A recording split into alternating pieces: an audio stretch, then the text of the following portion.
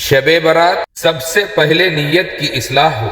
شب برات ہو یا کوئی اور رات، عبادت وہی قبول ہوتی ہے جو نبی کریم صلی اللہ علیہ وسلم کے طریقے پر ہو۔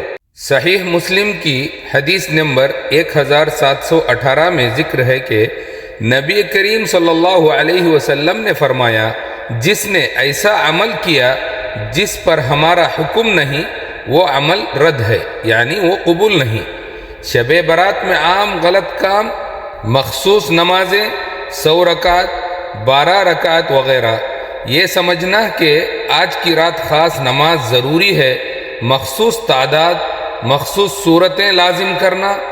نبی کریم صلی اللہ علیہ وسلم اور صحابہ اور تابعین سے کوئی مخصوص نماز ثابت نہیں۔ نفل نماز پڑھو مگر ایسے ہی جیسے ہر رات پڑھتے ہو۔ قبرستان جانا لازم سمجھنا، یہ خیال کہ شب برات میں قبرستان جانا ضروری ہے، قبروں سے فریاد کرنا، مدد یا حاجت مانگنا۔ نبی کریم صلی اللہ علیہ وسلم نے فرمایا، دعا ہی عبادت ہے اور عبادت صرف اللہ کے لیے ہے۔ اگر قبرستان جاؤ تو عبرت حاصل کرو، مردوں سے نہیں اللہ سے مانگو۔ چراغیں، آتش بازی، مٹھائیاں بانٹنا، عبادت کی رات کو کھیل تماشا بنا دینا، پیسہ ضائع کرنا۔ نبی کریم صلی اللہ علیہ وسلم نے فرمایا، اللہ تعالیٰ فضول خرچی کو ناپسند کرتا ہے۔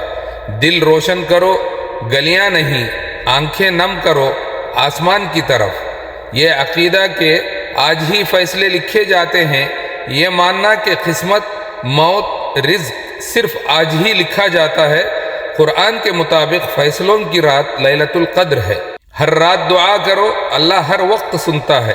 صرف اس رات نیک بن جانا، سال بھر نماز نہیں پڑھنا مگر آج پوری عبادت کرنا۔ نبی کریم صلی اللہ علیہ وسلم نے فرمایا، اللہ کے نزدیک سب سے محبوب عمل وہ ہے جو مستقل ہو، چاہے تھوڑا ہو۔ ایک رات کی نیکی سے بہتر ہے روز کی تھوڑی سی نیکی۔ شب برات میں کیا کریں؟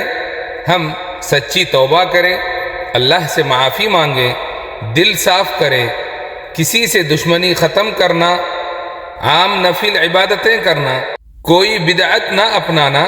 اللہ ہمیں غلطی پر نہیں، ضد پر پکڑتا ہے۔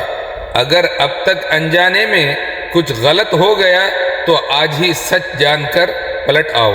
یہی شب برات کی سب سے بڑی برکت ہے۔ یا اللہ ہمیں حق پر پہچاننے اور حق پر چلنے کی توفیق دے۔